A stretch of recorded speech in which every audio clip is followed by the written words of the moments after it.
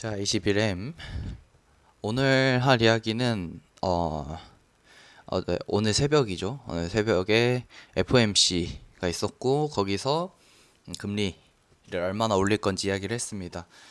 저번 달이 아닌가? 이번 달에 이번 달이구나. 이번 달 그 CPI가 나오면서 9.1 나오면서 원래 75bp를 올릴 것 같았는데 100bp를 올릴 것 같다라는 이야기가 있으면서 시장이 급락을 했었잖아요.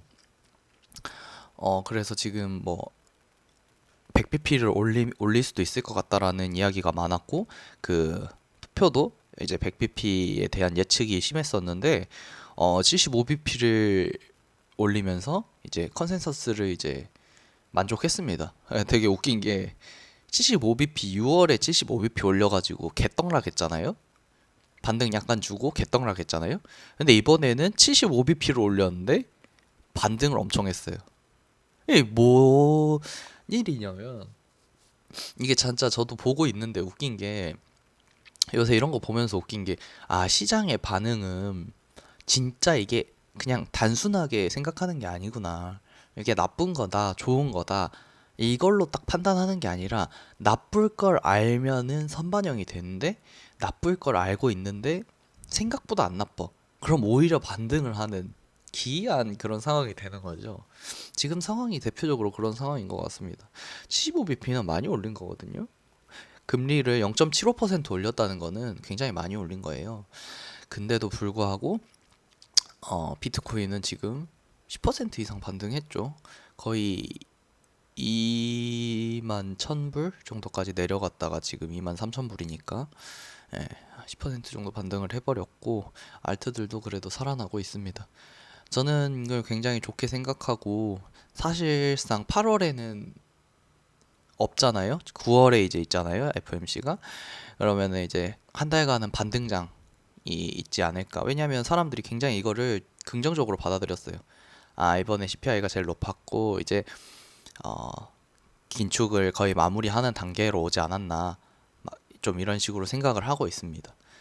저도 굉장히 오늘 새벽에 그거 보고 기분이 좋았어요. 비트코인 반등하면서 하는 거 버텨주고 반등해주는 거 보고 또 반도체 산업에 뭐 투자를 하겠다고 상원에서 통과가 됐더라고요. 아직 완전히 완벽하게 그게 법이 이렇게 넘어간 건 아닌데 이제 어쨌든 좋은 호재인 거죠. 그런 호재거리가 요새는 많이 없어가지고 그런 호재가 나면서 이제 코인도 이제 조금 볼만한 것들이 생기기 시작했습니다. 여기서는 이제 크게 말을 안 하겠지만 디파이 섹터도 보니까 다시 조금씩 살아나고 있더라고요. 디파이 섹터에 대한 이야기는 다음에 한번 해보려고 하는데 근본 디파이들은 다시 이제 이 위기 때 부실한 디파이들은 많이 망했잖아요. 근데 이제 살아남은 디파이들은 더 크게 성장할 수 있는 가능성이 열린 겁니다. 다음 이제 불장 때는 더 크게 성장할 수 있는. 예전에 기존의 은행들도 그랬거든요. 경제 위기 때 많이 은행들이 그런 부실한 은행들은 다 망했어요. 근데 살아남은 은행들은 결국 큰 대기업 같은 큰 규모의 은행이 됐죠. 그런 것처럼 디파이도 분명 그런 것이 있을 거라고 보고 디파이에 대해서 좀 더 이야기해 보지만 다음에 이야기해 볼 거지만 지금 생각해 봤을 때는 유니스왑, 컴파운드, 에이브 뭐 이런 것들이 가장 눈에 띄더라고요. 그리고 지금 리도 같은 경우도 굉장히 그 위기가 있었는데 지금 극복을 하고 지금 잘 반등을 하고 있죠. 자, 그리고 제가 이거는 제 이야기는 아니고 기준금리가 지금 중립금리인 2.5%대로 올라왔어요. 그렇기 때문에 이제 다음 행보가 중요합니다. 이런 상황에서 또 75bp를 올린다 그러면은 시장이 굉장히 하락할 수도 있어요. 근데 또 이게 어, 단순하게 그렇게 보기는 어려운 거는 이제 경기 침체가 안 오기 때문에 안 온다고 생각하기 때문에 뭐 금리를 올리는 것도 있거든요. 또 한편에서는 그렇게 말을 하거든요. 그래서 저는 이게 잘 뭔 말인지 솔직히 좀 파악하기가 어렵습니다. 근데 음, 이 중립금리 그러니까 2.5에서 이제 3.5 사이라고 하거든요. 그러니까 앞으로 뭐 50bp, 50bp, 뭐 25bp 이런 식으로만 올려도 거의 중립금리니까 3.5%대가 가버리기 때문에 점점점 이제 그 대차지표표 축소하고 조금 긴축 재정을 이제 조금 완화하는 방향으로 가지 않을까. 근데 이게 또 다시 금리를 내리는 상황이 돼버리면은 오히려 또 경기 침체에 대한 우려 때문에 이제 내린다 해가지고 또 하락이 올 수도 있는 거죠. 사실 금리를 내리면 좋은 건데 이게 진짜 어렵더라고요.